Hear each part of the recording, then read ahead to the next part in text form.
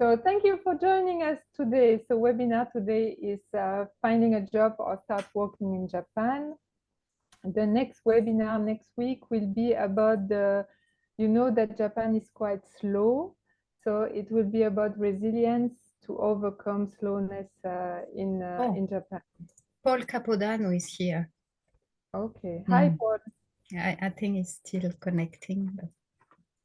Okay, so our goal is to share experience and to better prepare you. So don't get us wrong here.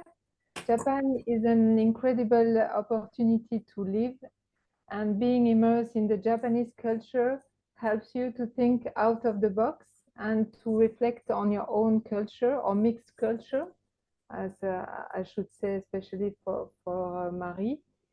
So indeed, let's introduce yourself. So 2 years ago, I followed my husband with our children here in Japan, and I left my job behind. So I was really eager to start working in Japan, and I was really disappointed because Japan was not what I thought it would be. And so we have to adjust. So this is what we done, and we will explain now. Marie.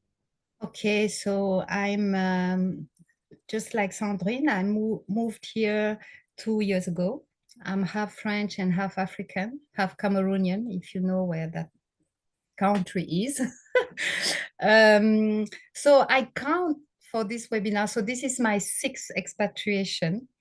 So I moved a lot in France, in Europe, and I've been living in Asia for 10 years. I spent 7 years in Singapore, and also I follow my husband. So it's my third time where I need to, adjust my career, adjust to another country, and so on. As I explained earlier, we are all three of us, including our guest speaker, we are mentors. So we are helping foreigners in a female network, professional female network, to adjust their career while they adjust to Japan. So that's why we decided to really share our experience and to help as much as we can do people think and manage to understand the challenges at the earliest, and so they can build better, more strategic approach. So that's let's say the goal. So we have a special guest today. Nadej, I'll let you introduce yourself. Hello. Thank you for being here with us and sharing your experience. Yeah, I've been in Japan for 12 years now. Sorry. Hi. Yeah, it's fine. I studied 1 year about 20 years ago, and I had no intention to go back to Japan. But I met my future husband, and he really wanted to work in Japan. So we moved to Tokyo about 11 years ago. And he's not an expatriate. So we really found a job in a Japanese company from France with a local contract. And when I got here, I found a job for myself too. So I've been doing marketing in export markets for 15 years now. And so, yeah, as Sandrine and Marie-Solange said, I spend just a bit of my time to advise, help, assist women and people who want to settle here or find a job or, overcome everything that's so different that we could not figure it out before. True. That's about it. Yes, and this is an expertise that is really precious. Okay. So we will share common grounds and common hurdles, and then we will go into specific solutions for the expats starting to work in Japan, for the spouses, for the residents or the foreigners that are already in Japan, and the foreigners that think about joining us here in Japan. So we can, okay. So next one, okay, next one, you can jump. Next one, please. So yes, thank you. So we were discussing previous of the recording, previous one, please, about how well you know Japanese, the language, how well do you know the Japanese culture. Both Marie-Solange and I, when we arrived in Japan, we didn't speak Japanese. And so we start learning now. And we had just a flavor of the Japanese culture. So if you speak Japanese, it's already relieved. And if you know the culture as well. But what we notice is that when you study abroad the Japanese culture, and then you arrive in Japan, it's quite totally different as well. So I don't know if you want to comment. Well, it's also true that if you travel to Japan as a tourist, it's not the same time as working here. It's also true that if you go to Japanese regions and at the university, it's very different to live in Tokyo and work here. Mm. So let's just say that it needs a lot of time to apprehend and integrate and adapt, I guess. Yes, indeed. So Yes. the idea, yeah. And that links to the idea that this integration, you will have layers of complexity that will add. So of course, if you don't speak Japanese, that you will start really low. And if you already have an experience like living overseas, that could help maybe to, adjust. And if you, depending also if you come alone or not, all this will of course create different kind of challenge. And that's why we have these four targets that were identified that we're going to cover today. Yes. So Next. yes.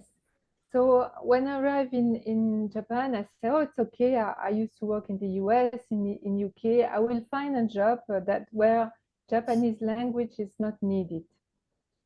How disappointed I was, because group harmony is really key for Japanese people. So even if the job do not require a specific Japanese language, could be for import or export overseas business, still companies are asking for Japanese for you to be able to interact in a harmonious way with your colleagues.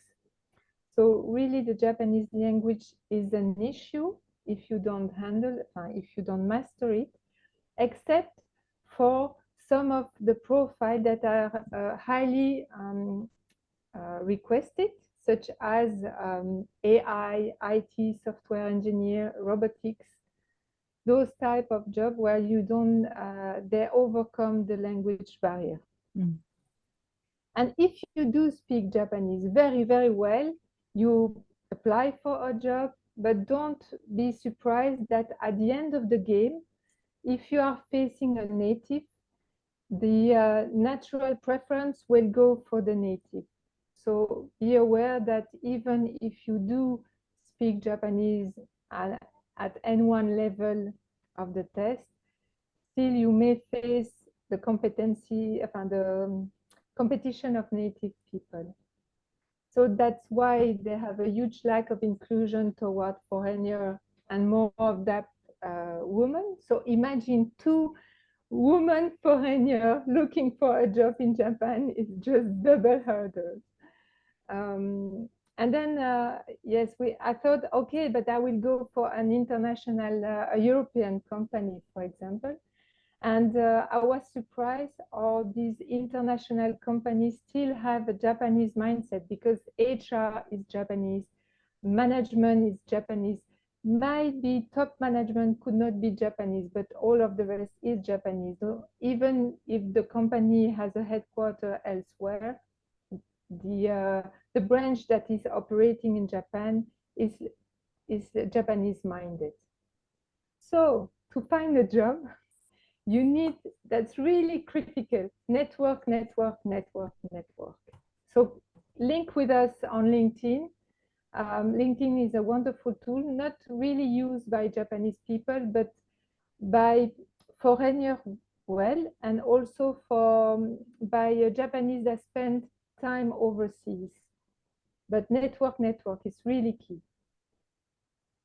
Nadej, you wanted to add something? Well, I think that's one of the reasons why Japanese companies or Japanese-based companies based in Japan give priority to native, is that it's very easy for them to see that the candidate shares the same values.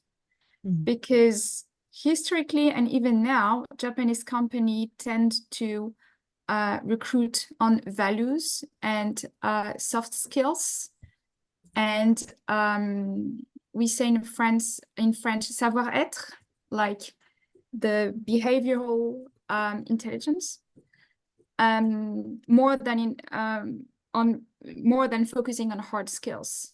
So the fact that if we know the culture, we're able to integrate, or at least know or show that we are able to integrate the Japanese values, or the values that this company will look for.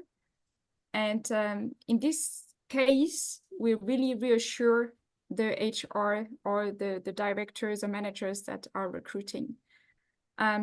So there's always this thing that in Europe, I think it's quite new, quite recent, but for a long time, recruitment was based on hard skills more than soft skills. And in Japan, for a long time, it's on values that they recruit. And also because, I mean, it's changing now, but in Japan, there was also the one life job, right? You enter a company and you stay your whole career. So of course, being a foreigner, you are seen as being temporarily in Japan, potentially. And that, I guess, can also hinder your So there's the risk change. there. Yeah, so there's a risk that they're going to offer not a permanent job position, but more of a temporary position for foreigners. Yes. I've seen it many, many times. Yes, yes, but that's still an opportunity, I mean, to work. Sure. And it's so maybe applying to short-term contract can be an option, but of course then there are a lot of uncertainties, and it's difficult to make a move just based on a 5-6 month contract, I guess. No, it could be 2 years. Sometimes it's 1 year. 2 years. 1 year. year. Yeah, it can be 1 year, it can be 2 years. It's difficult if we think about the visa. Yeah. It's best to have a 2 years contract, to have a telephone contract and everything. So just a few data here. For example, this is from the German Chamber of Commerce, who says, okay, those are the 3 promising areas for German company to a partnership with Japanese one. That means that the Japanese company are lacking this type of profile. So it could be environmental protection, science, technology, innovation, that's for sure. Energy, renewable energy as well. That's for the German Chamber of Commerce. And then you have the French one. The French Chamber of Commerce receive also, so Chamber of Commerce are also a way to find jobs. If you are, yeah, it's, I think you need to be member, I'm not sure.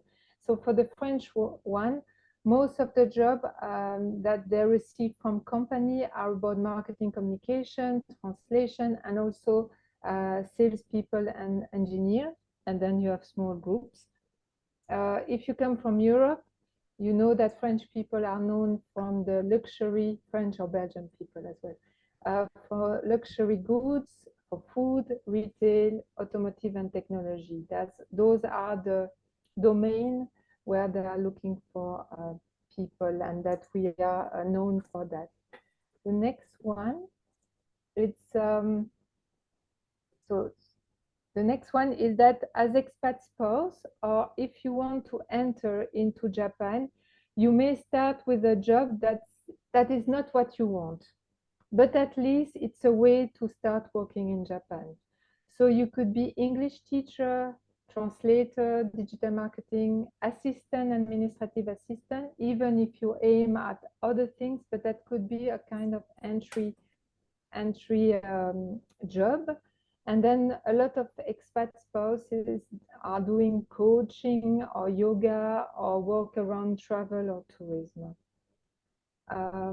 For the expat, I talk about software engineer, sales, business development if you speak Japanese, marketing and retail. And about the visa, yes. Yes, so if you are following your spouse, it's really important to check your visa. If you're married, generally as a following spouse, you'll be allowed to work here in Japan. It's not the case in every country. But if you are not married, yeah, that would come with another challenge on your own.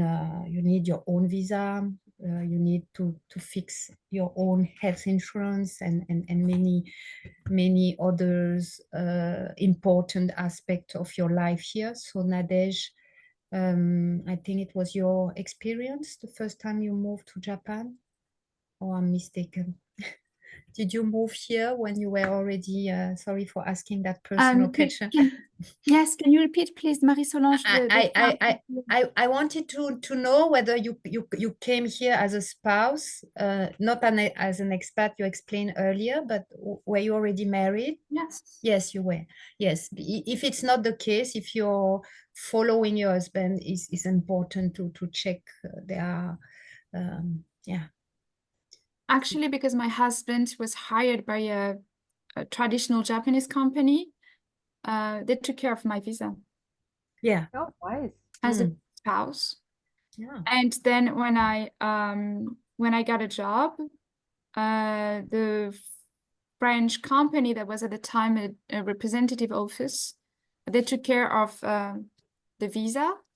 But I could have done it by myself too, but I asked for a business visa, so I needed corporate documents. Yes. I have coworkers that are married to a Japanese woman, and half of them decided to have a spouse visa even if they work, because it gives them more opportunities to go to the bank. Yes. And to they have a shorter delay to ask for a permanent visa. And half of them decided to stay independent and to ask for a business visa. Yeah. Because they had the experience of getting divorced, or they knew people who got divorced of a Japanese spouse, and they knew how complicated it was to ask for a guarantor, because most of the time it's the father of the wife. Okay. Yeah, and the rules for divorce are very, very complicated. So just in case, I think for the sense of independence, they decided to get a business visa. There is a new visa called startup visa or nomad visa, where you can come instead of 3 months, which is a touristic one, you can come 6 months, but you are not allowed to work with a Japanese company, but it's a way also to be there and to looking for a job, I think. So that could be an opportunity, and then you have 6 months. I just hired, because Amir is here and he's still a student from what I understood. And I just hired a marketing assistant who just graduated. And so she had a student visa, and she had the right to only work for 28 hours a week, 28 hours a week, just like a spouse visa. So if you have a spouse visa, you're not allowed to work full time. Yeah. So in any case, you need to ask for a business visa if you need to work full time. But at the moment that we request the visa, that we apply for a visa at the immigration, we are on the legal path. So it's okay if you take 1 month and we still work 40 hours a week with the 28 hours visa, as long as we started the process. Okay. Then if you intend to work for an international company operating in Japan, so we already told you that even if it's a foreign company, HR and manager will be Japanese. So that means hierarchy, quite vertical society, rules for everything, everything. You have rules, you have procedure. Also, if you are an expat and you want to change things, you will face resistance because you are here temporarily, so they don't invest in you and they don't really comply to what you're saying. So it's a tricky point. And this is Japan, is the sentence you heard all the time. So that means that you try to understand why they are doing that or why they cannot change if you have a new ID, for example. And most of the time they will answer you, no, this is Japan. That means that we don't change. This is how we used to operate. And also, I mean, they are very respectful. So they say yes to everything. But yes doesn't mean yes, absolutely, like we could have in the Western world. Yes, it's yes, I've heard you. Not really, I agree with you. So getting them into the no, in a way, it's really difficult. And yes, at the end, there is a lot of question about your personal life, and it's supposed to be normal. Yes. For example, do you intend to have children? I know that in Belgium, you cannot ask this type of question. So Nadej, I don't know, Marie? I wanted to ask Nadej, because when you work in a company here, after many years speaking perfect Japanese, you can turn being a foreigner as an advantage, where you can like kind of adjust, like play the foreigner when you need to, and show more let's say Japanese behavior when it is requested. I wanted to ask you about that. Yes. We're always gonna have a gaijin face. Always. Showing respect to Japanese partners, co-workers is adopting the anti-conflict sentences and reassurance sentences, and also showing that we're gonna respect the system. Because if they're so afraid that the system changes, because it brings them a lot of security. It's like their job would lose their meaning if it changes so much. And also because the hierarchy is a means to share the responsibility. So it's like they would respect their boss because their boss is going to take responsibility for a lot of things. And they will stop respecting their boss when the boss doesn't take responsibility and puts it on their head, for example. So if we take the filter of responsibility, we have a whole analysis of the Japanese society. It's very interesting. So like adapting to Japan and showing the way we understand and showing that we know the way it works, it's becoming a bit Japanese, or showing that we're adapting, and it helps us navigate in many ways and being heard. Because if we don't show that, sometimes they're going to be shocked, or they're not going to listen the same way, or they're not going to want to help in the same way. But at the same time, there are also disadvantages of the Japanese system. It's so hard, it's so stable that it's not adapted anymore to the market or to the way things changing around it. So as a foreigner, we can bring hard skills that Japanese people don't have, and also a vision or a kind of analysis that they don't have. So when we bring a vision of the market and we bring new tools and we see that things are stuck in the system, we can go directly to the top of the top of the top if we're not inside the company. If we're inside the company, we need to be in the system. But if we are around it, like in my situation is that I work with client, but we are partners at the same time, so I can interact with all the layers of the hierarchy.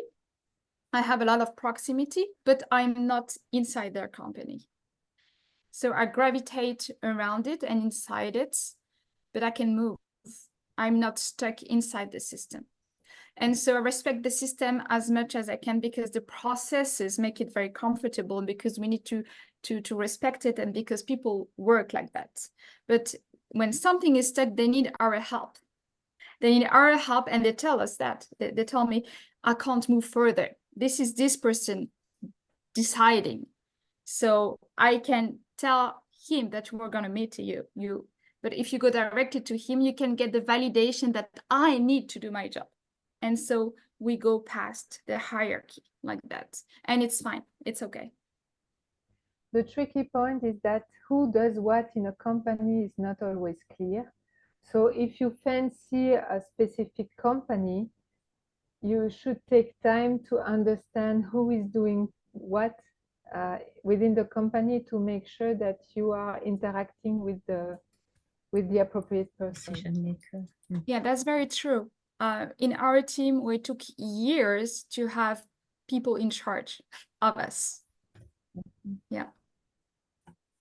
And so we give them a bit of responsibility. And that's how it works. Yeah. The next slide is really the key critical one. It's about the network. So you receive advice to network, and that's true. But what kind of network should you integrate? So it depends on your objective. So if you need to work on myself, I need to work on myself, meaning that either you just arrive and you need to have social connection, either you start a new job and you're kind of overwhelmed by this job. So when you need to work on yourself, you have various type of network. That could be team culture, when you go with other people visiting a new museum, or you have sports club, or you have meetup, for example, to register to event. If you have children at school, it's also parent association. And yes, and then you will have a social network. You will meet other foreigners. If you are looking for your job, you may have a really broad idea of, oh, you should try this type of company, but not more, or an idea of the labor market as well. Or I know someone that has this type of job. So you will meet like-minded people, and it's a kind of fresh air. And I'll let you continue. So on this first need, we put below what you don't find, because as I said earlier, for me it's the sixth time I moved to a new country. So basically adjusting to a new country is challenging in terms of, stress management, in terms of how do I speak to, how can I share my concern. And what's happening is generally you cannot share with everybody. So you have to choose wisely. Your spouse might not be the right person at first. And then, yes, you need to as well build resilience, better know yourself. This is how you go through, the change curve and face your stress. So that's for the first need. The second need is how to develop your impact. Basically, with impact, we think about influence, better communication. It's key, when you network, but also when you work. Nadej was out. So you have plenty of opportunity to meet people. You have networks from the chambers. You have network from the embassy, as Sandrine said. You have, you can find some training about the intercultural, you know, how to handle the protocol and the etiquette, you know, with Japanese people and so on.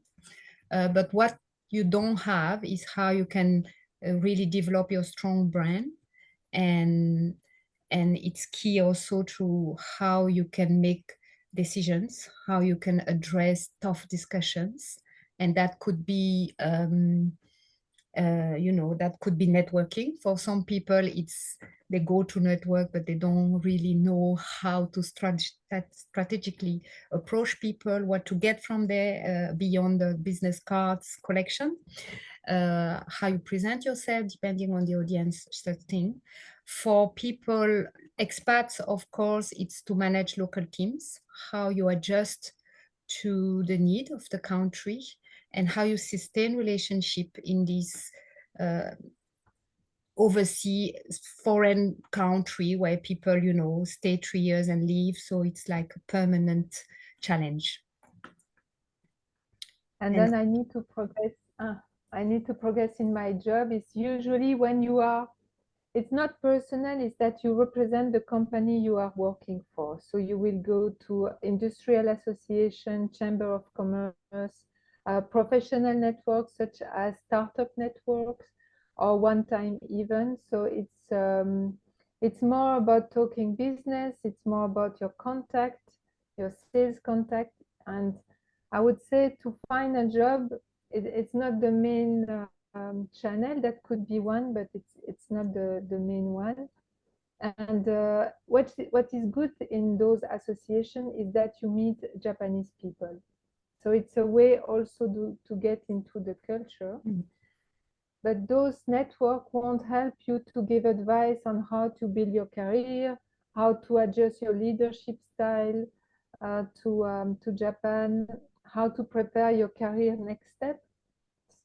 And yes, aging workforce was about, Marie, that was about, yeah. At some time, yeah, at some point you may have to prepare when you go back to your home country, or when you stay longer in a job and you're maybe in a kind of dead end. What are the options, you know, for you to yeah, to continue and drive your career? Yes. So you have existing network on top of the slides that could help you. But if you're looking for a more deep content, then don't be disappointed with the current situation today. We discussed with almost 90 people, I think, in the past months, and we built this kind of map, especially based on their feedback. And so what we decide is to create a community that address the bottom part. So if you say, okay, this type of community I may be interested in, just drop us an email, and at the bottom of the slide you have it's hello@lemon boost lemon. Yes, it is at the last slide. We will, because we will organize, we will build this community to address specifically the point below.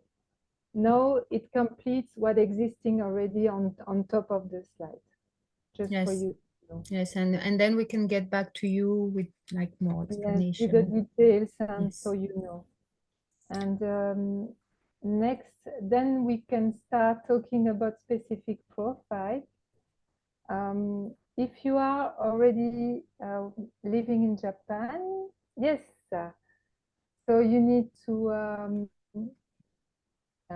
so you speak Japanese, you're looking for a new job.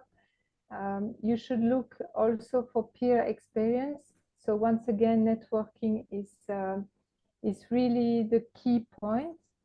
And so the solution for you is the next one. It's about, so network. It's also find something that motivates you. Because Nadège, you can talk about long hours in company, so you really need to be motivated. Otherwise, you will hit a wall. And yes, you need to manage your time and energy because of that. I don't know if you want to comment. No? Nadej, you wanted to Yeah, like find a sector that motivates you. Yeah, I really have the vision that if you spend 8 hours a day or more of your day, if you like it and if it has meaning for you, then you have more chances to to be happy or feel well-being. And it's also that the more you find meaning in what you do and the more energy you have. And we are in the world like in Tokyo where we have so many things to do. We have transportation, we have, and also working in Japan is checking and checking again and checking again, and organizing a meeting to prepare the meeting for the big meeting. And so we have more things to do actually to get things done. So really managing your energy is key. And making sure that you like part of your job is very important, I think, for your well-being. Yes, and there are also less holidays. Yes. Indeed. Talking from a So- French citizen. Okay, the next target. Yes, I let you. It's really. So the next target, this looks like my husband, I have to say. Maybe a bit older. No, it's your husband. So nice smile, moving to Japan with the family, and then yeah, discovering the reality, because even though you're in an international company, you have that Japanese culture very present. And as you said, Nadej, you have meetings and meetings and meetings. And on top of that, you have to make sure that your family is, let's say, There's a connection problem. Yes. Can So you hear on me? top of that, you must manage local teams, local Japanese team, which is slightly different, and most of the time is looking for peer experience. So the solution for that, the advice on the next slide is first to be realistic about Japan. So yes, I'll let you continue. Yes, You- be realistic. So don't think you will change Japan. But I think you continue, Sandrine. My internet connection seems unstable. Okay. Yeah. So yes, don't expect to change everything at once, because as Nadej was mentioning, it's about values, about harmony. So it's more an evolution, not a revolution. As expat, when you work here, you are really in a positive boost. You have a new job. This is a wonderful country, but you should take care also of your family mental health. That could be the children, that could be the spouse. Also, you will have nomikai, so you will go for a drink with your colleagues. So you have an active also social life after hours. So have the spouse also for integration. Go to a restaurant with a colleague, bring your wife, and the other person bring the wife too. Yes. And make sure you understand as well, because it's so different from the expat that works, that has an identity in a way, and a new job, sometimes a better job, and the spouse that leaves everything and that might need more time to adjust. It might be more challenging being alone, facing all the, you know, the bureaucracy maze and the Japanese slowness. So yeah, important as well to be careful and understanding, showing understanding. the next profile is about the spouse, but that could be also if you are single and you want to join Japan and you don't speak Japanese. The job market, it's a reality, doesn't want you. That's why the first year in Japan is really hard. And as expat,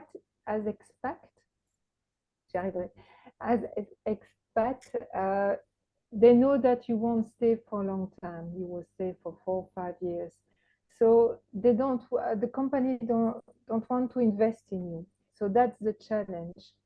And the solution are so network. Once again, really network a lot. It's also find your business added value.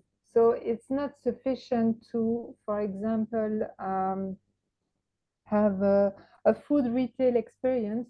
You need to be specialized in a certain type of food. You need to be specialized really in what you are doing or having specific competencies that the market is looking. So finding your business added value, I don't know for you, Marie, but it took me a while setting up in Japan to really identify how can I do differently or better than what exists on the market and why. And once you have this business added value, then you need to market yourself, your personal brand, you need to make it visible without having, in the rough selling mode. So you go to a network and you say to everybody, how do you have a job for me? This is not how it works.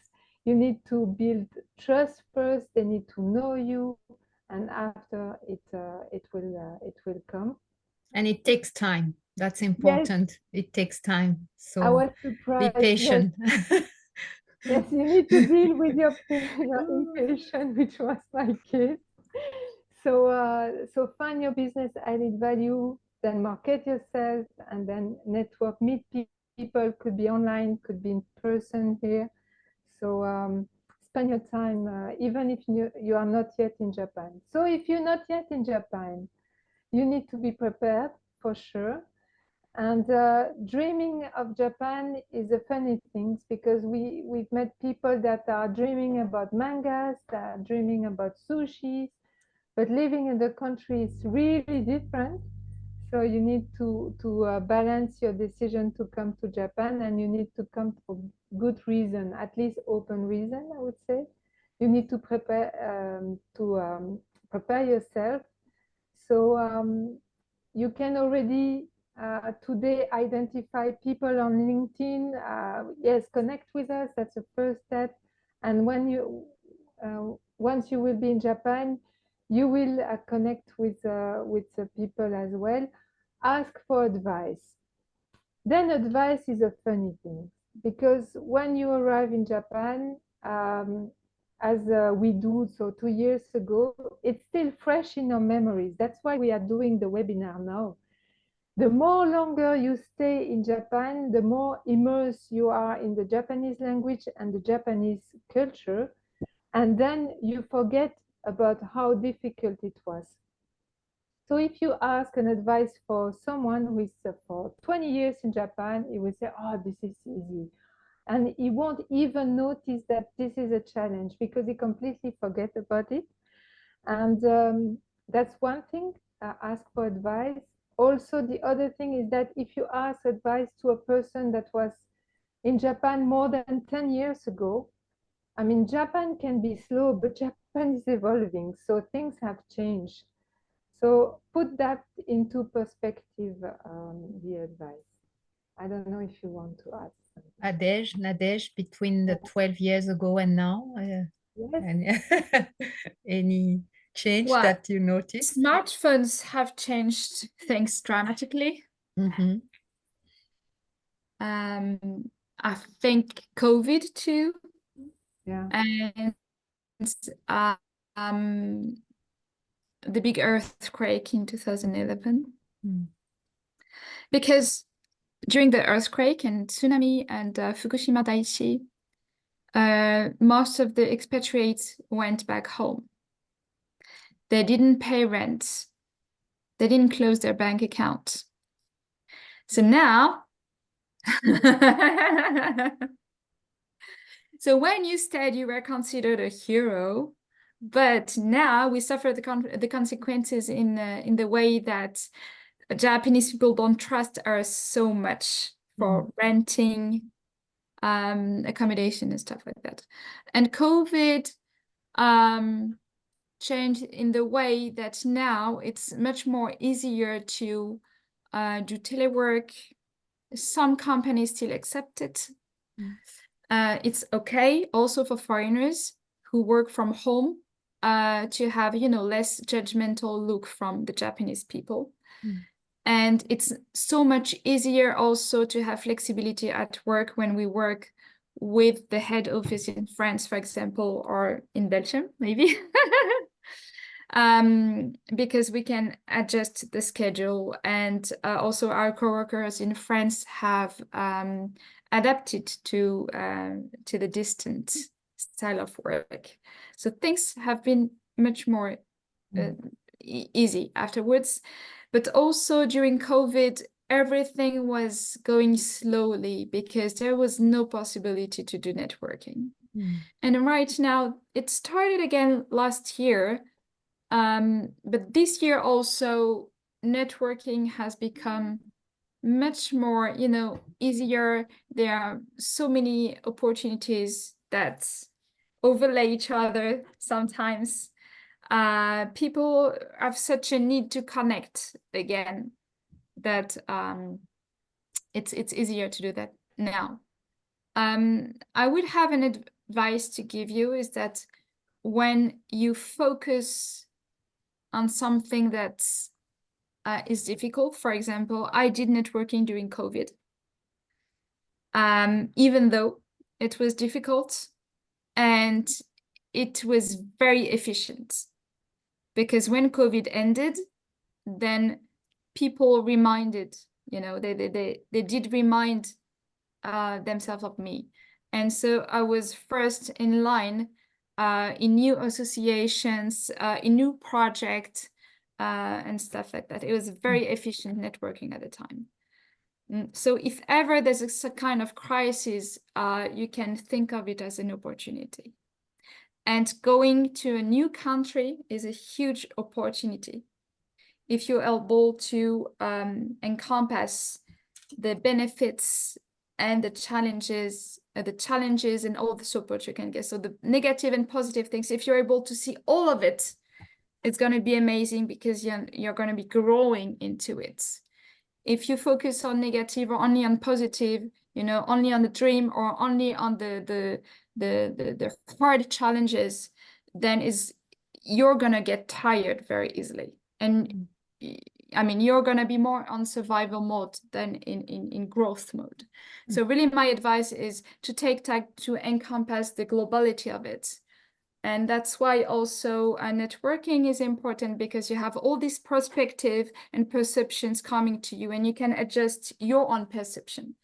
So really the contrast between your idea and the reality, going, to really be as realistic as possible is key for you to adapt and to grow into the experience. Great. Yes, thank you. Thank you, Nadej. Yes. We still have sometimes if you have questions.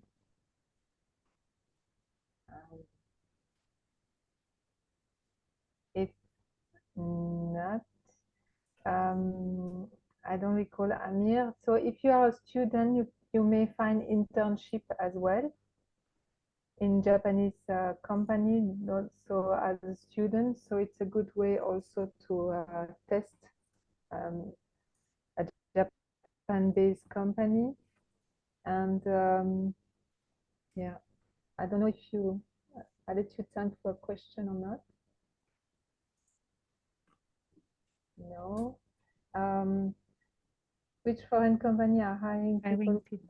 Japanese language skill. Yeah, good question. Usually IT people. yes, exactly. Big IT or large company where you have a large IT, either IT is their core business, either IT is a huge department. So banking, yeah, insurance, banking, yeah, those are the main, the first example that I see.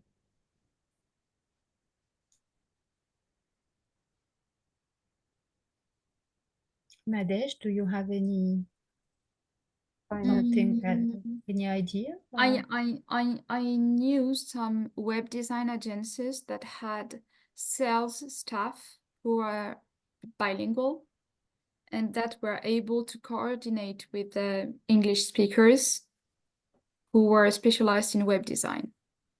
Yes. I've known people who were specialized in graphic design that could enter this kind of bilingual communication agencies. But they were showing that they were learning Japanese. They were not so good at it. They were just learning it. And it's reassuring because they can still connect to the coworkers. But if you find this kind of agency where someone is in charge of planification, coordination with bilingual staff,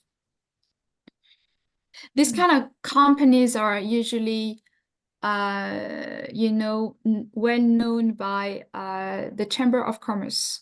Yeah. Either French or European. Yes. I was also thinking about recruitment companies. You have some recruitment company, and you can see when you go in the networking of the chambers that there are many foreigners working for recruitment. So it's also an area where you find foreigners. There's a point of attention, probably, that there are some Japanese companies who want to go international, or that have bought companies abroad and they want to liaise with local teams. And in this kind of position, you're really gonna be between, you know. And if you're between and you're able to do mediation and make each culture be understood by the other party well enough so that they can work together and adapt their timing, their calendar, their process, it's fine. But if you're supposed to have the local company do what the Japanese company wants, for example, and that the gap between culture is so big and you're the only person that will, you know, support it, there's this kind of position I've seen. It's so hard that you should be very, very good to prevent burnout. Yeah. So it's not because it says it's international, it's really international. Okay. Maybe one last question. So we still have 2 minutes left. Maybe Marie, you can explain the webinar from next week that you will be driving. Yes, the next Tuesday, the webinar focuses on why building resilience is key.